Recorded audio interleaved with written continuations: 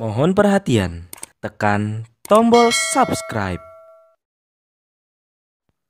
Terima kasih atas perhatiannya. Apa ini tidak akan makin rusak negeri ini?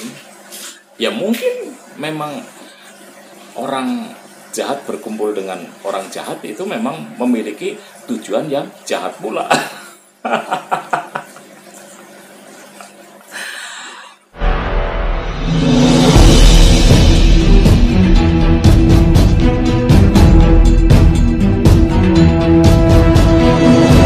Yati Muhammad, driver online Depok.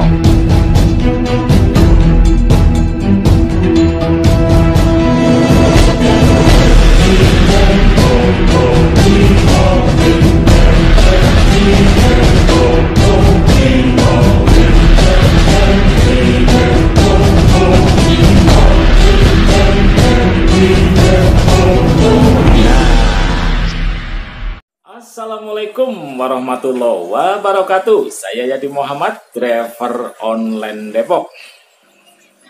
Sahabat Popole yang ada di langit dan di bumi, kita kembali jumpa dalam berita reaksi. Ya, meskipun kali ini saya tidak mereaksi satu berita pun, tapi saya hanya mereaksi berita-berita yang berseliweran di media sosial yang sangat ramai sekali ini sekaitan dengan pencapresan Ganjar Pranowo. Yang membuat saya risih itu banyaknya berita-berita yang berisi mengenai lembaga-lembaga survei bayaran, terus ada lembaga-lembaga kajian ilmiah bayaran, dan sejumlah politisi ataupun pakar ataupun akademisi bayaran. Sekaitan dengan ditunjuknya Ganjar Pranowo oleh Megawati sebagai Capres 2024, saya sangat bersyukur dan saya mengucap Alhamdulillah. Kenapa saya bersyukur dengan ditunjuknya Ganjar Pranowo oleh Megawati? Karena menurut saya ini menunjukkan bahwa Allah Subhanahu wa Ta'ala sedang memberi kisi-kisi kepada kita bahwa orang baik itu akan berkumpul dengan orang baik. Orang jahat itu akan bersekutu dengan orang jahat. Orang alim itu akan berkumpul dan berjamaah dengan orang alim. Sebaliknya orang zalim itu akan dikumpulkan dalam persekutuan orang zalim. Nah,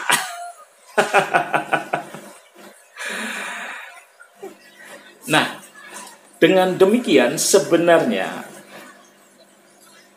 Allah itu sedang memberi pesan yang sangat tegas dan jelas, gamblang, ceto welo-welo, bahwa yang sedang terjadi di tanah air itu hanya ada hitam dan putih, tidak ada abu-abu.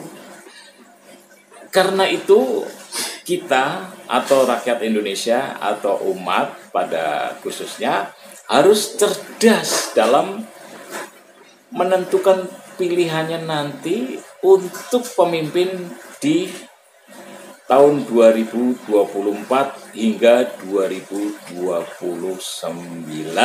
Jangan mau ditipu lagi. Mosok kita ditipu mulu dari 2014 sampai sekarang nggak bosan-bosan ya. Keledai aja tidak akan jatuh pada lubang yang sama. Kita ini udah di bawah keledai gitu. Kali ini saya secara pribadi menyarankan kepada rakyat Indonesia untuk tidak memilih Ganjar Pranowo. Bahkan saya secara pribadi mengharamkan, bukan tanpa alasan.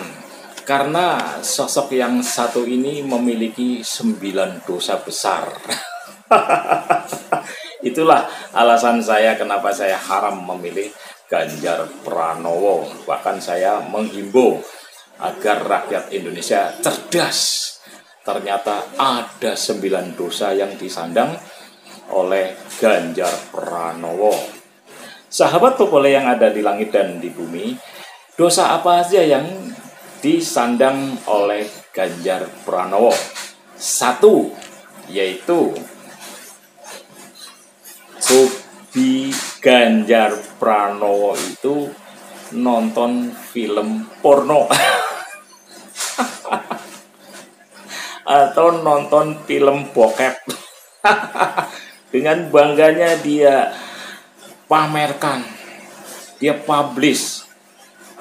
Saya hanya bisa berucap astagfirullahaladzim, seorang pejabat publik akhlaknya kok seperti ini, moralnya seperti ini. Ya Allah ya Robbi, ini kan masalah pribadi atau privacy, kenapa harus diumbar? Nggak pantas.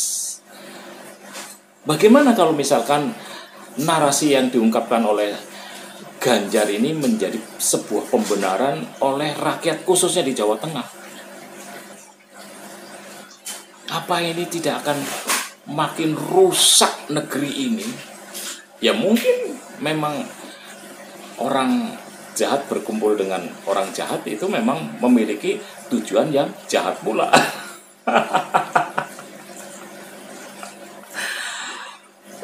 Ya memang kalau kita kembali ke tahun 2014, waktu itu calon presidennya dengan terang-terangan memiliki hobi membaca komik Doraemon. Yang satu ini lebih parah lagi, hobinya nonton film bokep. Monggo, silakan direnungkan pakai akal sehat. Yang kedua, kita masih ingat kan bahwa kesaksian dari sang pencuri uang negara yang bernama Setio Novanto itu pernah membeberkan bahwa Ganjar Pranowo ikut ngemplang dana EKTP bersama Puan Maharani. Meskipun sampai detik ini KPK tidak pernah mempersoalkan, justru KPK ini kalau saya bisa minjem istilahnya Rocky Gerung, dengan dungunya justru cari-cari kesalahan yang memang tidak ada salahnya pada gubernur atau mantan gubernur DKI Jakarta, yaitu Anies Rashid Baswedan pada perhelatan Formula E beberapa waktu yang lalu. Ini kan sudah ada keberpihakan yang tidak adil. Yang jelas-jelas sudah disebutkan bahwa Ganjar itu memang ngemplang dana EKTP yang konon besarnya sampai 500 US dollar bersama Puan Maharani. Kok iya masih mentolo gitu loh, Megawati menjagokan. Nah, saya nggak tahu apakah rumor ini benar atau tidak, bahwa memang ada penekanan terhadap Megawati dari kelompok konglomerat hitam agar segera mendeklarasikan Ganjar Pranowo sebagai capres. Kalau dia menolak, dia akan memperkarakan sang putri, yaitu Puan Maharani yang juga diduga terlibat dalam pengemplangan dana EKTP. Yang ketiga, sebetulnya saya juga sebagai orang yang dilahirkan di Jawa Tengah, saya malu sekali sebetulnya. Masa selama 10 tahun itu Ganjar Pranowo itu tidak memiliki prestasi apa-apa dalam membangun masyarakatnya atau warganya di Jawa Tengah. Justru sebaliknya, selama 10 tahun dia memimpin Jawa Tengah,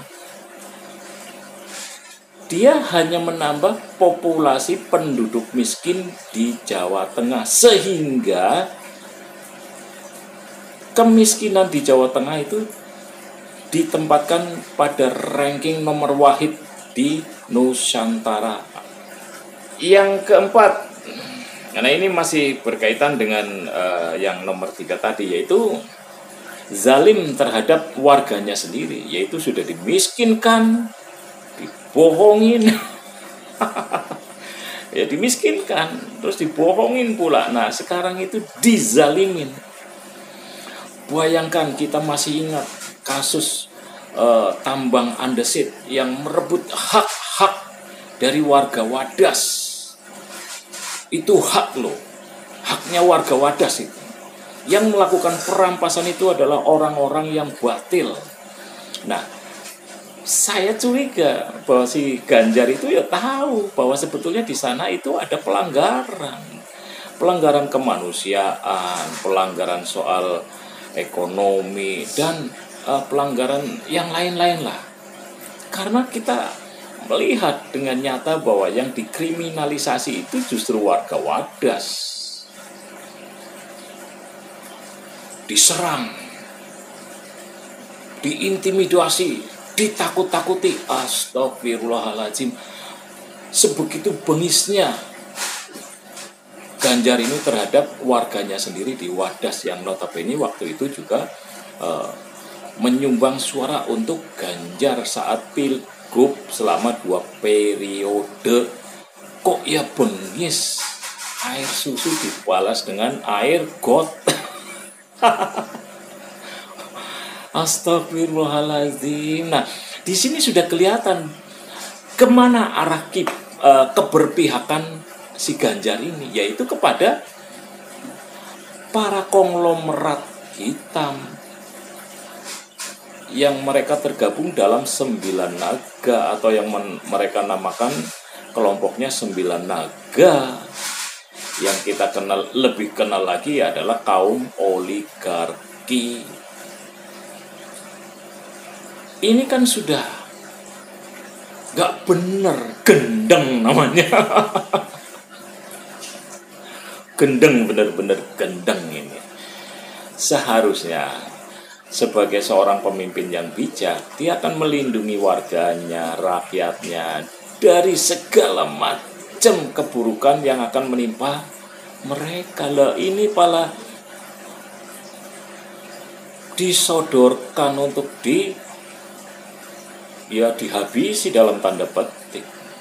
Nah, yang kelima ini apa sebenarnya, lagi-lagi apa sih selama 2 periode ini pembangunan yang dilakukan oleh si Ganjar?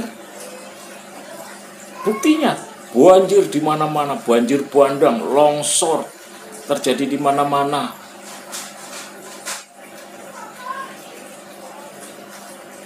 Menyedihkan. Jalan-jalan pun banyak yang rusak. Dan dia sendiri juga mengatakan bahwa dirinya dalam konteks lainnya dia gagal sebagai gubernur. Loh kok mau dipilih? Loh kok ini malah dijagokan? Ini kan terbalik.